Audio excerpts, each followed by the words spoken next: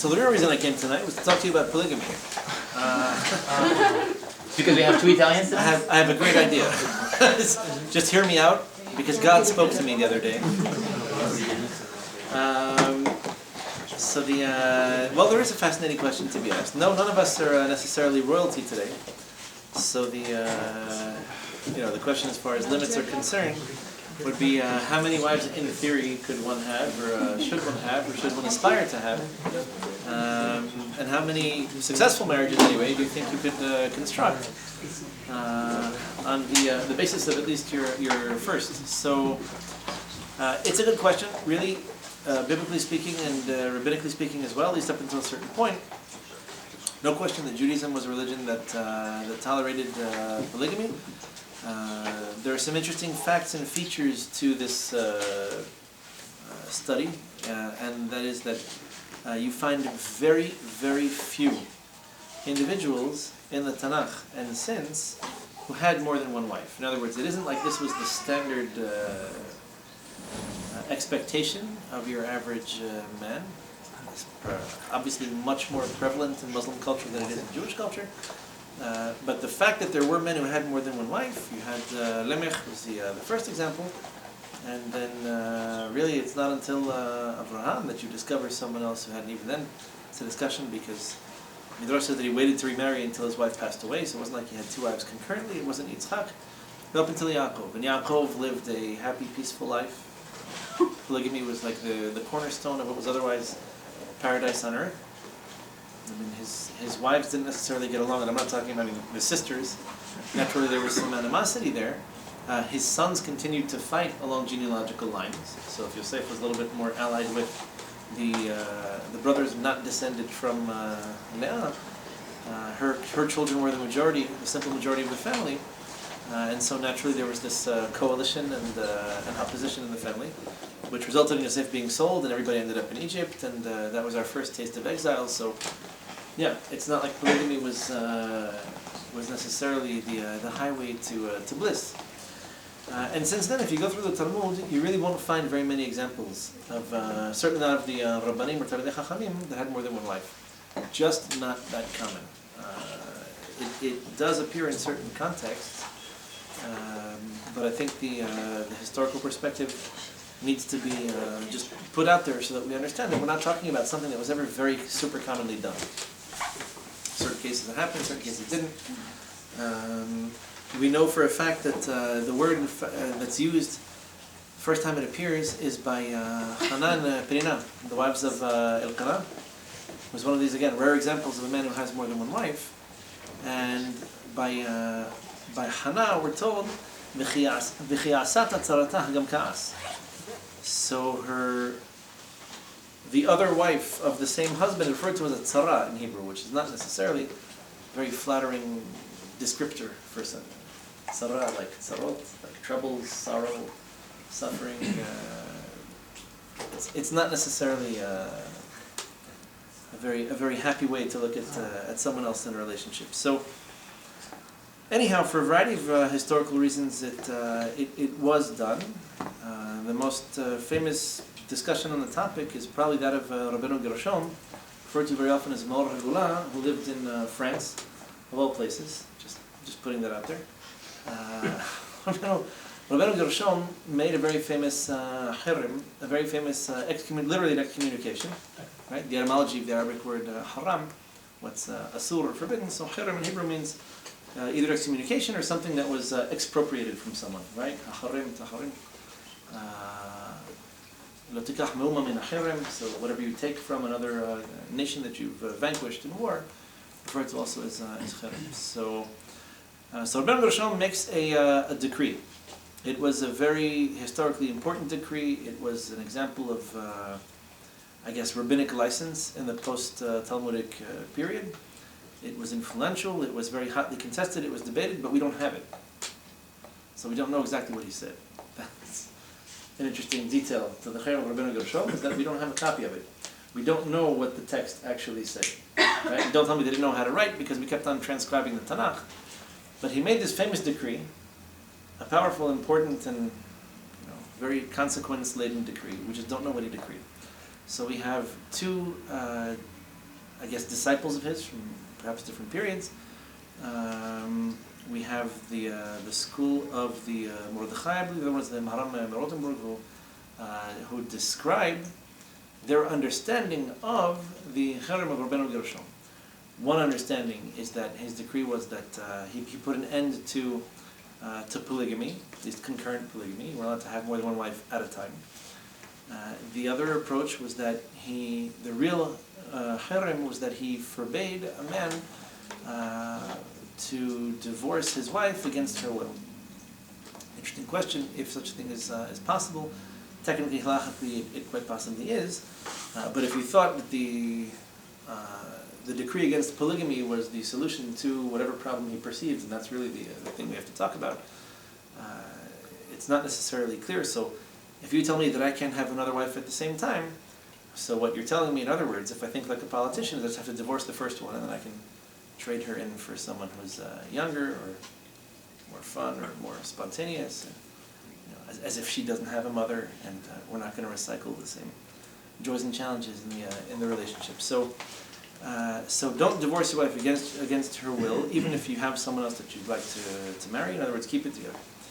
So here's another interesting, fascinating historical fact about Rabbeinu Gershom, because there just wasn't all that much recorded history around him. Rabbeinu Nisim, the Ran, comments in Masechet Moed Katan, which is a funny place to comment on anything. The 4th chapter of Masechet Moed Katan, the Gemara, Mishnah, talks overwhelmingly about the Halakhot of Avelut, about mourning.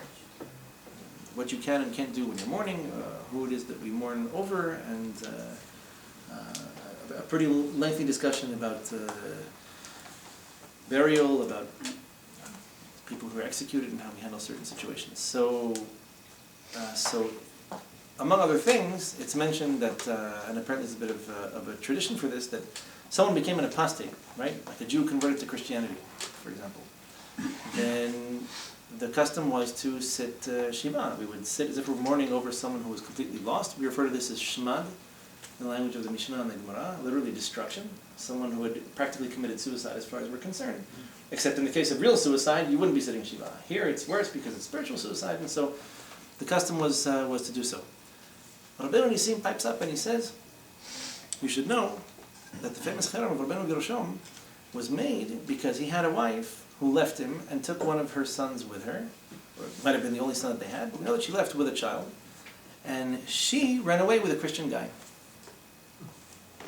We don't necessarily know why, nor does he. He doesn't even claim to. He just says that was the background to this story. So it's again one of these stories behind the stories that we probably didn't hear. We just know it was enough. They told us when we were little you can't have more than one wife. And when you were little you thought that'd be really cool, and then you grew up and you're like, no, it's actually not. In fact, it's difficult enough to have one. So Rabbeinu Nisim explains, well, there was a reason for this. There's a bit of a person, there's some anecdotal influence in Rabbeinu Gershom's life, and this is why he made this cherem. So geographically speaking, the Sephardim didn't necessarily jump on the anti-polygamous bandwagon. No Sephardi country accepted this. There were Sephardi countries where it just wasn't done. People didn't marry. It could be just because it wasn't so common to begin with, or because life was expensive enough as it was.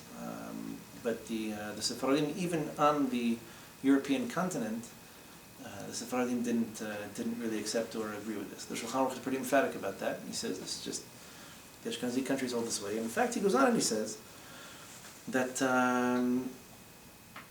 Mahari Kolon was the other opinion. Sorry, Mahari Kolon, he quotes and he says that even when Rabbi Yitzchak from Kolon, so he says that even when Rabbeinu Gershom made this excommunication, he doesn't have the authority of a Sanhedrin or of let's say an officially ordained Beit Din as he might have had in the time of the sages. So he himself could not have, he never intended this decree, like this excommunication to last more than 1,000 years, which by the way expired less than a century ago. No matter whether has plans for later on this evening. So what's the approach that the Ashkenazim take to this? The Ramah writes, and this is the beginning of Ibn Ezer, of the 4 tomes of the Shulchan Aruch, it's the third one, deals mostly with marriage and marital issues. So he writes that, true, we no longer hold this to be a genuine cherem. In other words, it's not technically forbidden, neither, certainly not biblically, but even rabbinically, it's not forbidden for a man to marry more than one wife. But the custom has been not to. In other words, we uphold it more as a custom than as an actual excommunication. Some other interesting details to the situation, and those are that the Shulchan Aruch actually quotes many Ashkenazi commentaries on this topic, and they cite interesting situations of exemption. In other words, where this excommunication wouldn't even necessarily apply. When might it not apply? So the first example is infertility. If a man is married to a woman who is unable to procreate, so back in the day, procreation was one of the probably the priority in marriage, and one of the main reasons why couples got married in the first place.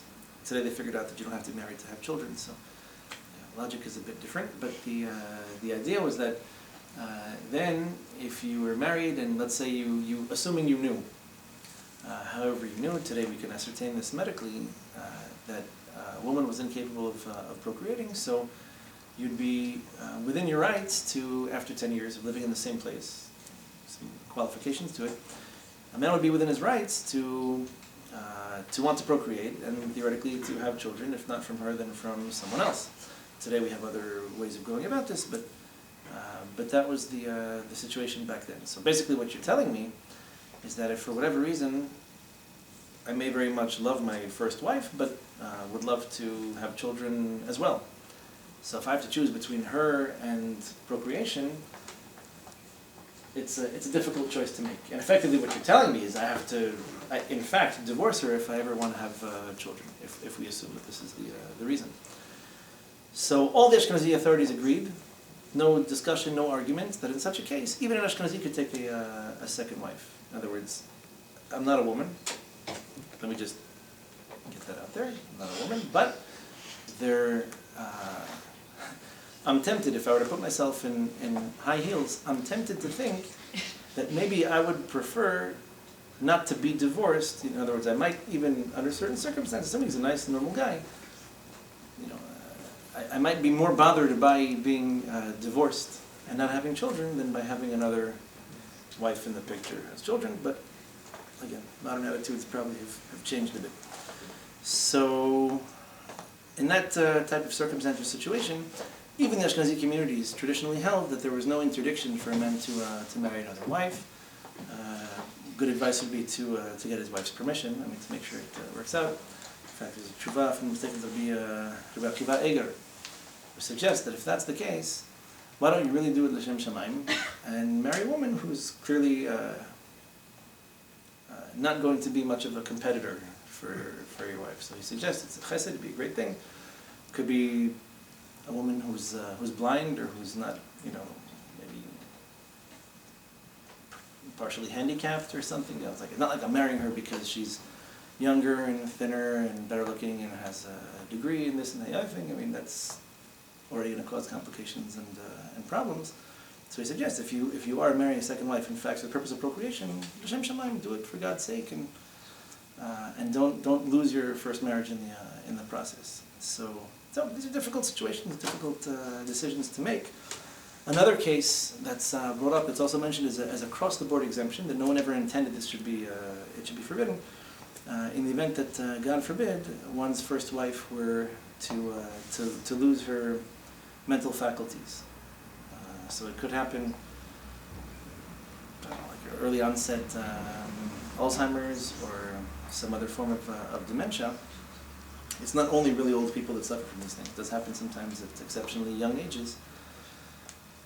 So in a situation like that, so in order to be divorced, even if that were what one wanted to do, a woman who's not doesn't have her mental faculties about her isn't really able to participate in the process of divorce. So the guy could say, no, I'm kind of stuck. This is like the agun, opposite of an aguna, is that he's stuck in a situation, a relationship is not going anywhere, not much by way of interaction, and then he's precluded from being able to do anything else because he couldn't divorce her even if he wanted to.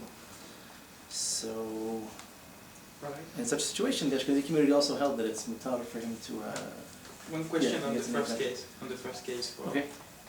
How about adoption? Oh, that's a good question. I meant too much to do in one night, but I know it might be. is that next week's? I don't remember. I have to go back in the schedule. I can't remember.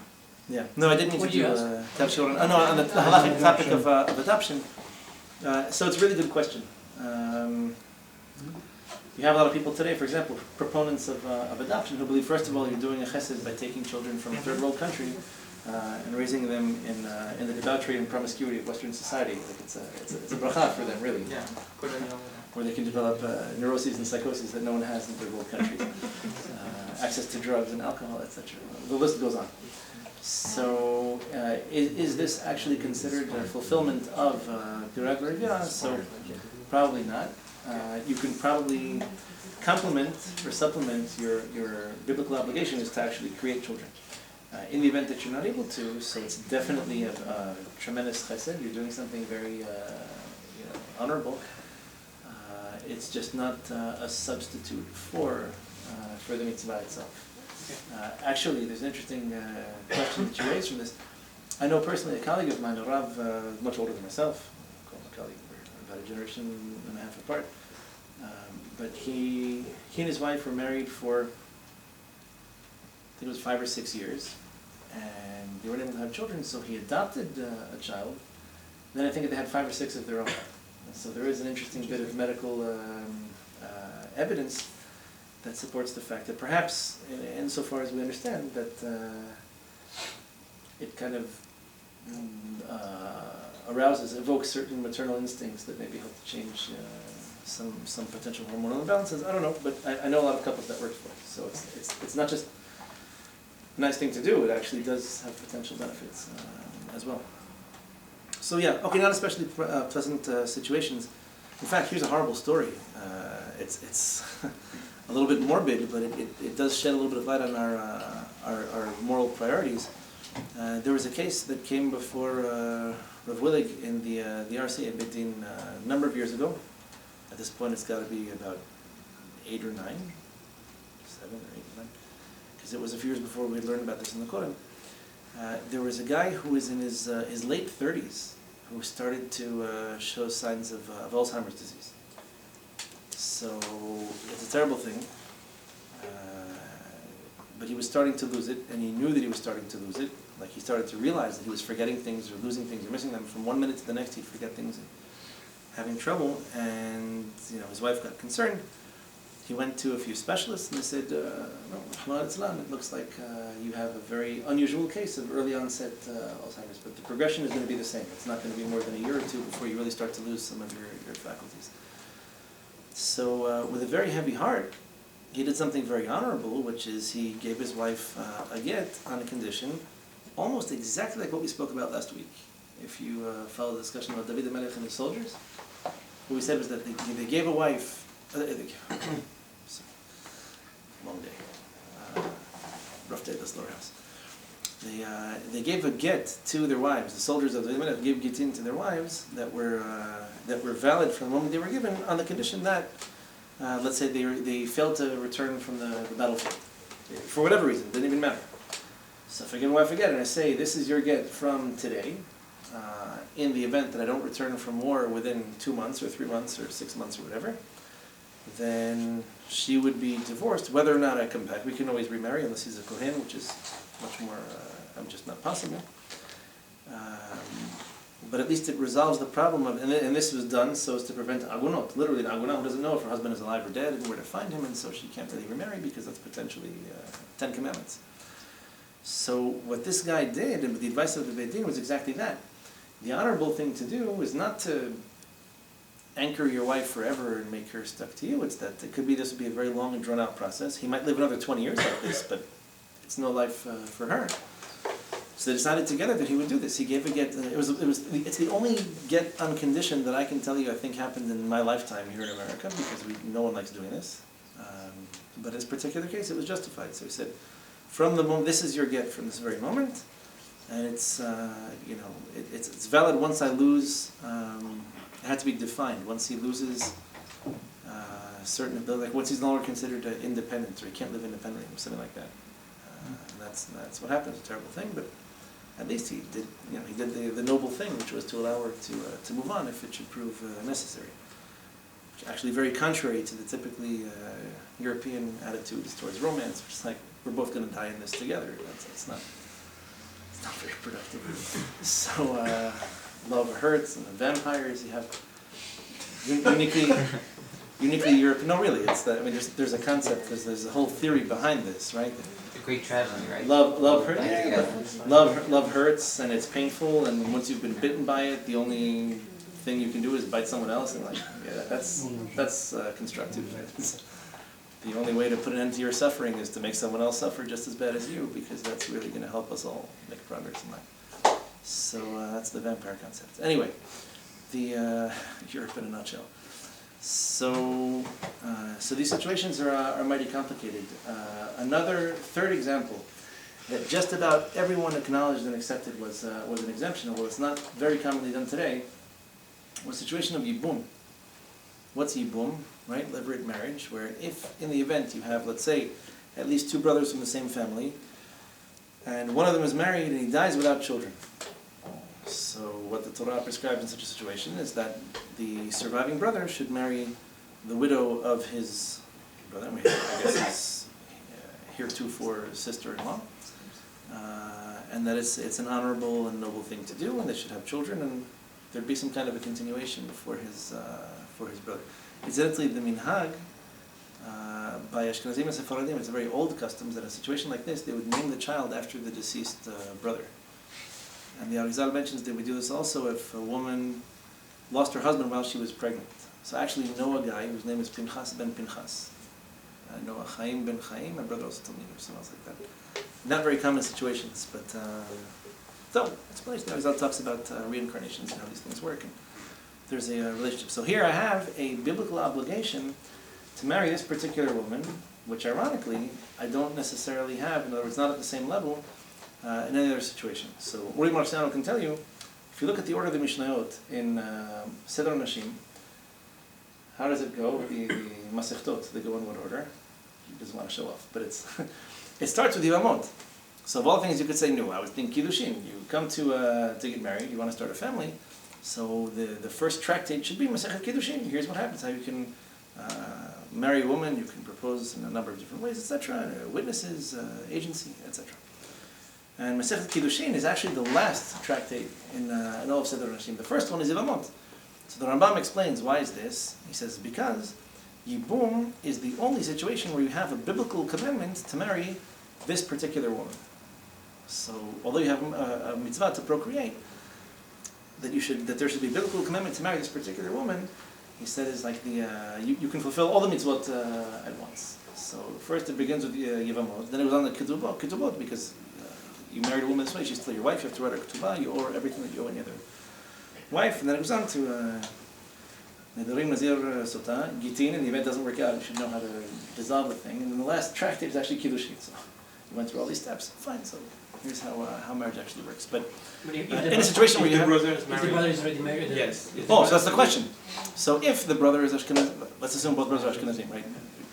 It makes it complicated. One was born Sephardi, one was born Ashkenazim. We'll assume they were both born Ashkenazim.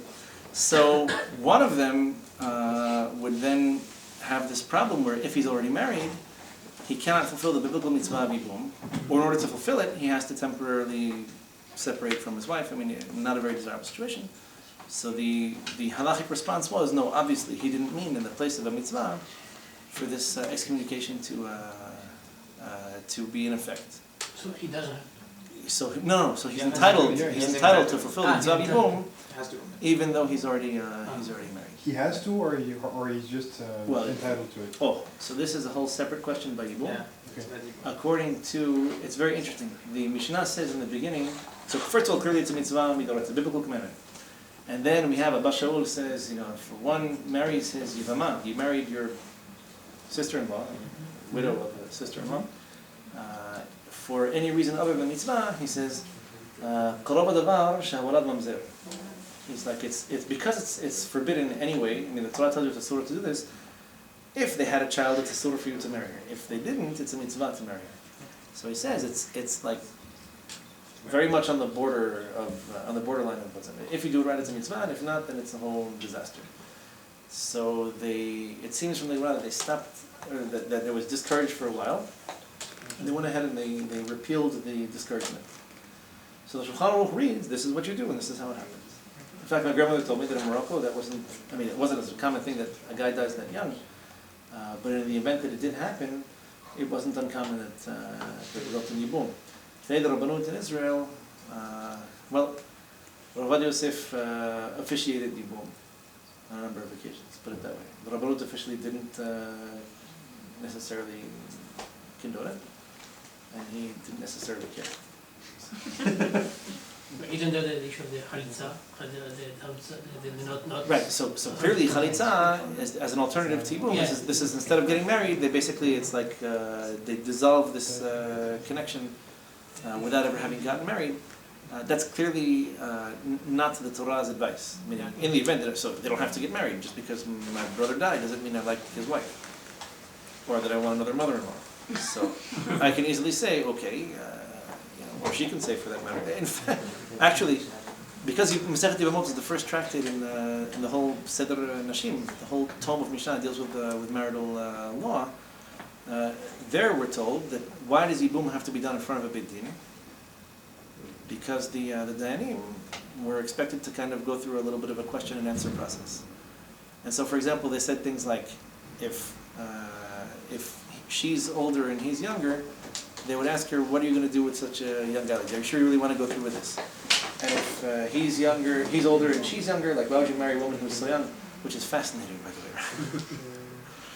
way. Rav Pesach Kron in Queens, on a number of occasions has spoken about what they call today the shidduch crisis. People not wanting to get married, they call it a shidduch crisis.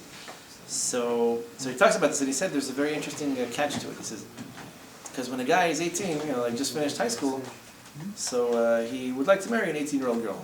And when he's 25, after his master's degree, he still wants to marry an 18-year-old girl. And when he's 35, he's thinking about an 18-year-old girl. It's like, who would necessarily think that way? But this is proof positive from the Gemara. They would say, this is a silly thing. Come on. You're in your 30s or 40s, better chances of success that you marry someone who's, within like a generation of you. It helps. Talk to someone and engage in meaningful conversations. You have more of these cultural reference in common.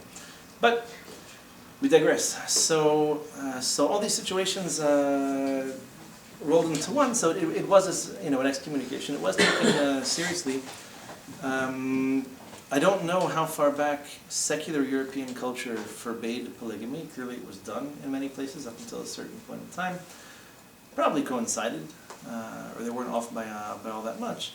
The Sephardim, who lived under Muslim control for the most part, even in Spain, mind you, right, isn't a new thing that the Muslims control parts of Europe, because that was the case in, it's true, it was the case in Spain between the 11th and 15th centuries. So the Muslims, it was very common, so still it wasn't necessarily as common, but it wasn't necessarily not done either. And in Yemen, maybe it was a little bit more common, but there are also reasons for these things, and this is important to understand because the compelling reasons that maybe once made this not so uncommon probably no longer exist today. But back in the day, first of all, parnasah was very, very difficult. One of the reasons this was done is because it was very expensive to raise children and to feed them beyond a certain age. You hoped that your kids married once they were more or less of age, but it was very difficult when you're working there. We didn't have Social Security and welfare, unemployment, pensions, benefits, all these things.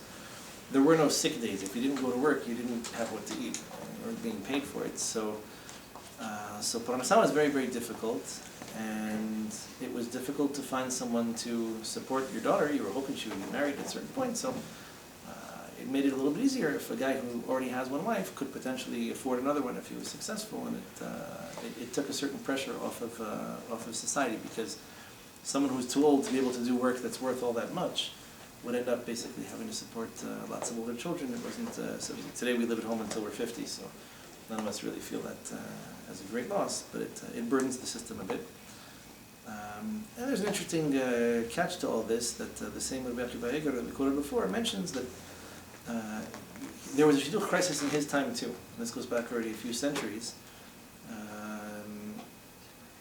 where basically what he was saying was that yes, it's true that we would love to see, one man marry one woman and everybody should live happily ever after, but he said that there was a large number of single Jewish women in his community, and they weren't so easily able to find husbands.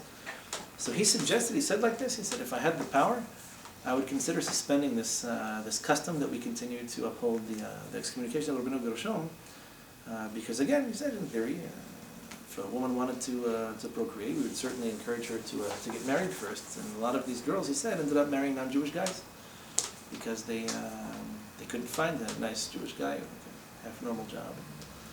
I don't know what else the criteria were, but he said that there's something to be considered here, which is really interesting, because in our generation, people are much quicker to encourage procreation without marriage altogether.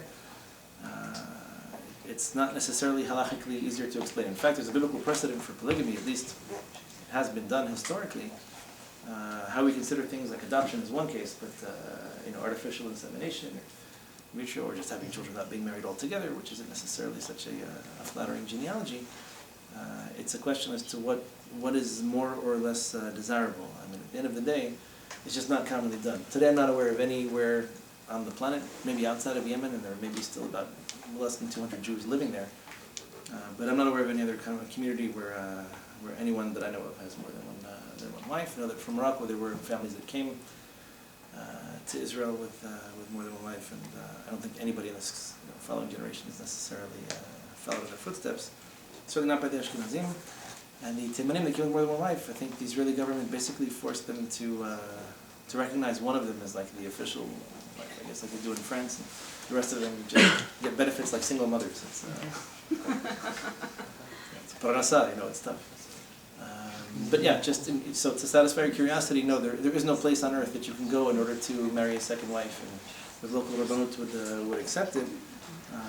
Probably not the best of ideas, and certainly not for everybody, but certain situations that happen to help. If you're familiar a bit with the history of the Crusades, there were periods where, for whatever reason, the barbarians that pillaged and destroyed entire communities would be happy to carry off single Jewish girls that they found, but married ones were, at least for some of these psychopaths, were off limits.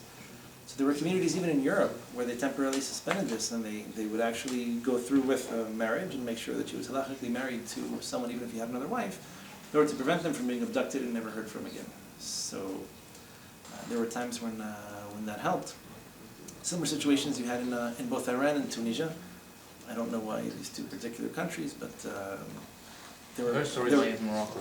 Where you had a situation where the Arabs were just basically, when they had a son who turned 13, they wanted him to get married, they would go into the Jewish quarters, take a Jewish girl and take off, and you'd never hear from her again. So in municipalities like this, the Arabs did recognize Jewish marriage, and so if a girl was engaged even to a Jewish guy, they would know that she was off limits. So it was an easy excuse to give a few times until they would come back and check and say, no, she ended up marrying this guy, because if not, I have a son who's waiting for her. So the custom had become to go ahead and go through with it, and when necessary, even if the guy was already married, just like to keep her off limits to the goyim. It was also not uncommonly done. But yeah, none of these reasons necessarily exist today, so it's not like it's common. But the discussion is an interesting one, and the point that Rebecca Veiger makes is that we could use the help as far as procreation is concerned. There are a lot of couples that have different views on procreation, how many kids they want to have, but his suggestion was that you have a lot of girls that would love to get married and have families, and it's only because they can't find a guy, and they have this difficult challenge, either to be single and not to have children, or have children in complicated ways that aren't necessarily so spiritually productive. So, that's what it is. Anybody has any particular questions, or you'd like a second wife, feel free to. Things again, when you're allowed to overturn Rabbeinu Gershom's, you said it was infertility, Yivum, and what was the other one? Yivum, mental incapacitation. Like if she's crazy or something, then you could take another. No, I think most women are crazy. It's good answer. That hasn't changed for millennia. No, it's if some kind of like well, shtut is what they refer to in Hebrew, but shoteh in Hebrew is someone who's someone who's not able to even engage in like simple business affairs, like who couldn't write a check or sign a contract. So, Because you but, can't. yeah, I know people like that too. I know. So you stay married to Well, her? you don't have to be a good businessman in order not to be considered a shotay, but basically no. If, You stay married to, because you can't divorce her anyways, because she's Because not she's right in not- the head, so you couldn't divorce her anyways, so you stay married to her and then you take another wife. as opposed to divorcing her and sending her off to wherever, yeah. it's- Oh, this was someone to take care of her because she's not able Yes, to I take mean, care we of would like herself. for her to be taken care of somehow, right? Okay. It's a whole discussion, right? If she, yeah, well, you would find a way either through his funds or through her family, or the inheritance or something, but you'd have to, if she had to be institutionalized. Jane Eyre. What if she's, Exactly. Jane Eyre, have you ever? what if she's like sane, but she has like an illness that makes her, she can't walk, she can't, but she's sane in the head, but she's, Yeah, no, Like there's no exemption for physical handicaps that I'm aware of. I've never. but then maybe that would fall under infertility because she probably couldn't procreate, right? If she- I guess on a case-by-case basis. I mean, again, practically, technically, I've never heard of it being done. Thank God we have, other solutions today. In the event that that was the situation, so here's another interesting anecdote. I'm glad you asked. And it's only for Ashkenazim, right? Those exceptions Oh, are. right, 'cause the Sephardim never technically didn't accept it to begin with. Are you trying to find a loophole to? I'm about to get a text message as soon as we leave. So there are a couple of interesting, I mean, again, anecdotal evidence from relatively recent generations, but the Gemara's advice is that if a couple's married and we know for a fact that the woman is not able to procreate, then the advice would be that after 10 years of trying, then he would move on and be entitled at least to try with someone else, either by way of divorce or by way of polygamous marriage. We have a lot of examples of Rabbanim who didn't do that. Just putting that out there. The Chazon Ish, famous and influential and was, widely respected throughout the Halakhah world, didn't have children. In fact, if I'm not mistaken, there's a little bit of evidence suggesting that his wife wasn't 100% with it. But he never divorced her, and he didn't have any children. Lubavitcher Rebbe, if you're familiar with him, I mean, that's also... out of Mordechai Sharabi, also. I think after his wife passed away, he was already older. He was in his, I think, his 70s at the time. There are quite a few examples of couples of famous, prominent couples that didn't have children. So, I mean, either divorce and remarry or just to marry a second wife.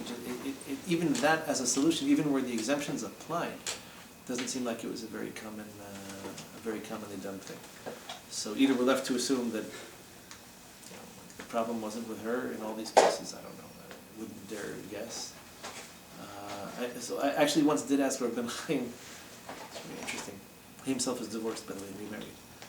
I asked Rabbi Ben Chaim once about this. I said, why? So if this is halacha, and if Chazal tell it, it sounds simple. If your wife can't have children after 10 years, go ahead and marry someone else because you still have this obligation to procreate. So I said, so you have the Chazon Ish, you have the Lubavitcher Rebbe, you have the Mordechai Sharabi, a few other tzaddikim that didn't do it, were they not sensitive to the advice of Chazal? His response was, it's so difficult to find someone normal that you like and that you have something in common with, that it's like a tremendous loss to have to, I guess, pass up on the relationship, or at least on the exclusive or intimate nature of the relationship, even in order to accommodate a biblical, the very first biblical commandment, and something of tremendous importance. This was very interesting. I'd never seen that in writing. I just asked him, I said, how do you explain this, and what do we know about these particular cases? And he said, it's very, very hard to find someone that you like, and I guess they just weren't willing to pass up on it. And, there must have been some kind of halachic justification. It's just maybe they didn't share the calculus with us. I mean, not much, we don't know. But even if in theory they were within the rights to do it, they didn't. Hard to say. All right, we certainly have other less morbid topics to discuss at opportunities. Feel free to ask any questions now or